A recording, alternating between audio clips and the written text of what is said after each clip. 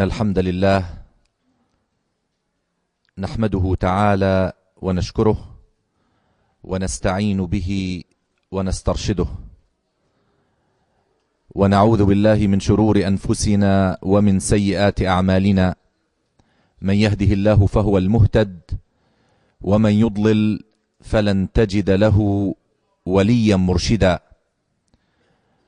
وأشهد أن لا إله إلا الله وحده لا شريك له، أرسل رسوله بالهدى ودين الحق ليظهره على الدين كله ولو كره المشركون. اللهم بارك لنا في جلستنا هذه، وعلمنا ما ينفعنا، وانفعنا بما علمتنا، وأنزل رحمتك وسكينتك وبركاتك علينا يا أرحم الراحمين. اللهم كن معنا ولا تكن علينا. اللهم وسع مداركنا واشحذ هممنا وأنر بصائرنا، واجعلنا في زمرة المؤمنين الذين يتعلمون العلم تقربا من ذاتك الإلهية، ومن أجل الوصول إلى مسالك التقوى والارتقاء إلى الإحسان برحمتك يا أرحم الراحمين. أعوذ بالله من الشيطان الرجيم. بسم الله الرحمن الرحيم. يا أيها الناس اتقوا ربكم الذي خلقكم من نفس واحدة وخلق منها زوجها وبث منهما رجالا كثيرا ونساء، واتقوا الله الذي تساءلون به والأرحام، واتقوا الله الذي تساءلون به والأرحام، إن الله كان عليكم رقيبا.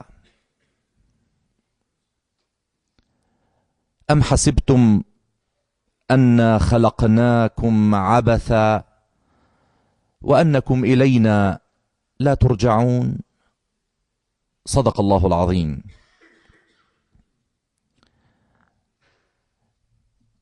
Those who have attended Friday khutbahs have heard me quite often, if not most of the time, start by this ayah, which is ayah number 1 of chapter number 4, Surah An-Nisa. And sometimes we get conditioned that when we hear something over and over again, we start to hear, but we don't listen. That's human nature. But today, I am quoting this ayah for a purpose, inviting all of us to do what Allah subhanahu wa ta'ala wants us to do all the time. Keep refreshing our interest in exploring meanings of the ayat of the Quran in light of new facts that keep surfacing all the time. Allah subhanahu wa ta'ala does not want us to study the tafsir of At-Tabari and Al-Razi and Al-Asqalani and stop there and say that's it. No. Allah subhanahu wa ta'ala wants us to continue based on sound principles of understanding of the Quran to know what's behind the words and the ayat. Let's come together. This ayah, number 1 of Surah An-Nisa, how did we understand it before? وَاتَّقُوا اللَّهَ الَّذِي تَسَاءَلُونَ بِهِ وَالْأَرْحَامِ. We read it many times. Why? وَاتَّقُوا اللَّهِ. We understand. وَاتَّقُوا اللَّهِ الَّذِي تَسَاءَلُونَ بِهِ. تَسَاءَلُونَ بِهِ means the one that you keep on arguing concerning his existence, his power, his everything. You keep asking questions. It's fine. As long as your purpose is to know him better, understand him better. Okay, وَاتَّقُوا اللَّهِ الَّذِي تَسَاءَلُونَ بِهِ وَالْأَرْحَامِ. How can you have taqwa for arham? Why? What is arham? The wombs. Why? Have taqwa. Fear Allah subhanahu wa ta'ala concerning the wombs. Because these are sacred places that should not be manipulated and played with and tampered with. A time will come, O humankind, and it already did come, when there will be people who will have absolutely no regard for the sanctity of ar-rahim, for the sacredness of the womb. And they will consider it just a physical factory, so to speak, and play with it the way their imagination allows them to do. La ilaha illallah. Such a new understanding, opening our horizon, widening our horizon, saying, La ilaha illallah. Allah subhanahu wa ta'ala warned us 1400 years ago that a time will come when you really need to observe the sanctity of this rahim. أَمْ حَسِبْتُمْ أَنَّا خَلَقْنَاكُمْ عَبَثًا. Or did you ever think that we created you without any purpose? In vain? وَأَنَّكُمْ إِلَيْنَا لَا تُرْجَعُونَ. And that you will never be returned to us, Allah? No, there is a purpose for our creation. Each one of us is an ayah of Allah subhanahu wa ta'ala. Each one, even those that we considered were lacking in the great features of creation, and by allowing ourselves to say, this is the standard. Muscles for a man, tall, a hunky look like me, and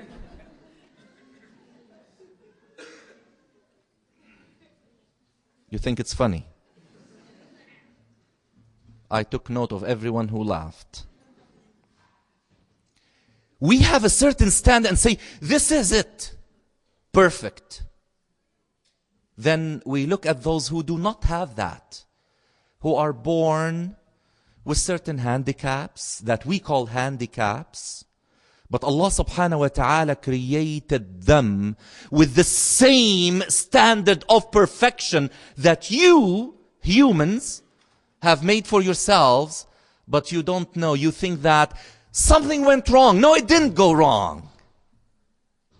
In order for that balance to be established, there has to be different manifestations so that we will be able to understand that with everything that Allah subhanahu wa ta'ala, there is greatness. And that will be known when we arrive at our destination. Today's topic is intriguing. Indeed, I have to warn you that I am not intending to try to draw a bleak picture of the future. This is not my intention. After all, the future is Jannah. The future is our destination. Whatever happens on the way for the believer is basically a kind of landscape that we encounter on the way, and we deal with it as it unfolds. So we don't really get scared, but we've got to be aware So today's presentation, which is part 6 of A Matter of Life and Death, is not for the weak at heart. It requires a certain degree of concentration in understanding certain concepts that I will try very hard to simplify again.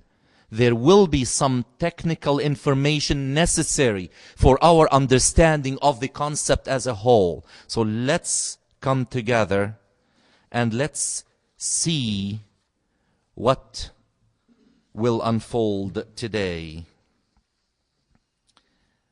I'd like to quote from a book. What was once the realm of mad men's imagination and science fiction and the stuff of nightmares has now become the unholy grail that factions of the scientific community are striving for. Mankind was kicked out of the Garden of Eden, lest, quote in the book, lest in the day ye eat thereof, then your eyes shall be opened, and ye shall be as gods, knowing good and evil. Today, there are those reaching for that fruit, working diligently to rebuild mankind into a new image, changing things at the genetic level and rearranging the basic makeup into super beings that will be very much like gods when compared to normal individuals. These geneticists believe they can outdo God and see mankind as a flawed design that can be reformed into a new yet terrifying image. They have no qualms about doing this. Indeed, they are convinced this is the next step in evolution that must be taken. This book talks about a phase that is coming fast upon us, which will be called the post-human phase, or the phase after humans. Humans will be history because they have many flaws in their design, and they will be dispensable. This is quoted from a book called Genetic Armageddon. Armageddon is the biblical term for the nightmare that will come at the end of time. And this book talks about it. It is by Stephen Quayle. And it has as a subtitle, Today's Technology, Tomorrow's Monsters. You think that this is science fiction, but again, I have in my records something dated November 26, 2001 from London, England. Political and religious leaders around the world have condemned the latest breakthrough in cloning research, in which a U.S. company said it had cloned a human embryo for the first time. The private U.S. research company called Advanced Cell Technology, ACT, based in Worcester, Massachusetts, said on Sunday it had cloned embryos by removing the DNA from the human egg cells. The DNA from an adult human body cell was then implanted into the egg cell, which was then stimulated to grow into a 6-cell embryo. We've been hearing the word cloning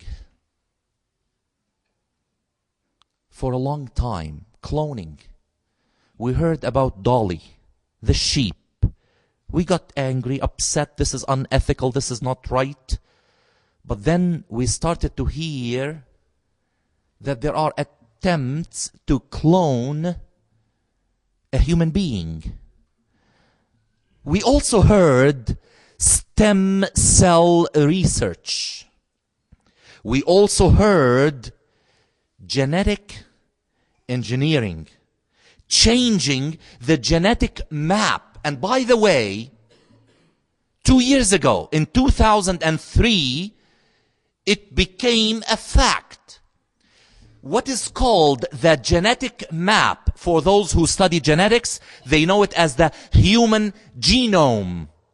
It's the map that says that for everything we have, the genes are such and such. The things that produce cancer, the things that produce a liver cell that will later develop into a damaged liver because of cirrhosis.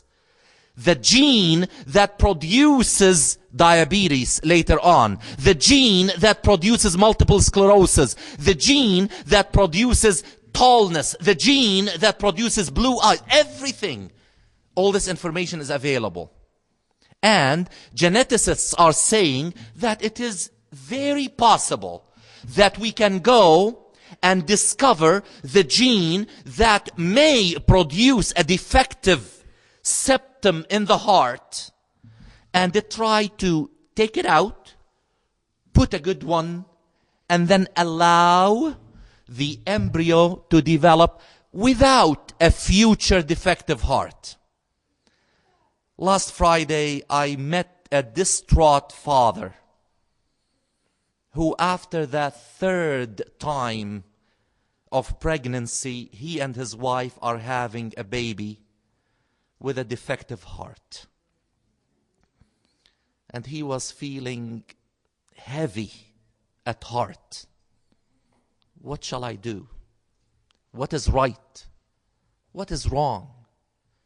Genetic manipulation on the good side, on the not so good side, or for some people, why not? Order a child, order. You would like to have a child with blue eyes? No problem. Why not? You would like to have a child that will live to be like my grandmother who lived to be 140 years, and we knew the gene that she had, but my father had it a little bit modified. That's why he didn't live that long. But I'd like to live like her. So why not try to modify that? Get that copy and place it, if not for me, then for my children. Genetic manipulation. Stem cell research, we'll get back to that. Cloning. It even gets worse than that. And I don't say worse to condemn before continuing, because I would like you to join with me in trying to figure out what is right, what is wrong, based on our faith tradition, Al-Islam. There is something called transgenic creations, as they call them in the scientific community. Trans, which means you can cross the lines of species, and they have actually produced 30 such subjects of different kinds. They have actually produced mice that have tobacco plant genes. Because the tobacco plant has genes that resist certain viruses. So they were able to take those genes from plant and put them in a mouse. And they are talking about bringing genes from humans, put them into a pig. Because, by the way, pigs are the closest in their tissues to humans. Many people do not know that the most effective insulin to treat diabetes is taken from pigs. Actually, you know, many of you must have met a dear friend of mine, Dr. Mahmoud Ayub. He visited the center a couple of times, and he recently had a heart operation. Actually, it was quite complicated, but he's fine, alhamdulillah, now. He had a valve replaced, and he had an open heart surgery to, repair some arteries in the heart. And I was speaking with him, and we were joking. He said, you know, Munir, I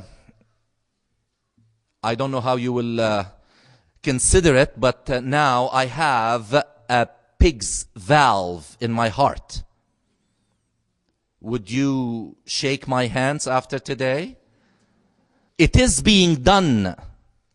But the thing that they are talking about, that it is quite possible, technologically speaking, to take a human genes and transform them into a pig's embryo, grow what is called a transgenic pig with spare parts. You want a good heart to transplant it in place of a defective heart. You can do it by producing a pig's embryo carrying a human heart, take it and transplant it into a human with a defective heart or defective liver or defective pancreas or defective spleen, without having to sacrifice a human being. But it will be a pig's human heart. They are talking of a transgenic interspecies individuals which will be part human and part lion. Part human and part something. And that's why they are talking about the genetic Armageddon. Now, the question we should ask ourselves is, everything scientifically possible could be done? If it is scientifically possible to construct the most destructive weapons, shall we produce them and use them? Anything that we can do is something that we should do? It's a question that we should find answers to. If it is possible to clone a human being. Brother Munir, please. You've mentioned this word so many times now. Please tell us, what is cloning? Let us very simply, please, if you don't understand it, there's nothing wrong, and say, wait a minute, I don't understand this. And for that, please, interrupt me and I will try to explain it to you. Cloning of a human being. How do they? Cloning is to make copies. You would like to make a copy of yourself? That's what cloning, copying a human being. How do they do it? First of all, they have to get, let's say, about 50 volunteer women. They give them, for some time, fertility drugs. Drugs that make them produce lots of eggs. They will ovulate a lot because of those drugs. Then from each one of the 50, they will harvest or collect about 20 eggs from each one. Then they will take all those eggs and they will do something to them. Let's now put them aside while they are doing something to them. Let's go now to the person who would like to clone himself, or who would like to clone his child, or who would like to clone something, a human being. We take cells from the skin of that human being. We take many cells. We bring those cells, and now we are waiting for those scientists who have collected so many eggs from those volunteer women, 50 of them, and each one giving about 20 eggs. We have lots, 1,000 of them. What they have done, they put something very fine in those eggs, and they suck out the nucleus with the DNA and all the chromosomes. They take it out. So it becomes an empty egg. Empty. Only with the fluid inside it. Empty. Then they bring one cell from the person who wants to clone herself or himself. They put it beside that egg, empty egg, and they zap them with electricity. If the electricity is just right, the empty egg and that cell fuse together. So the egg now has the information of that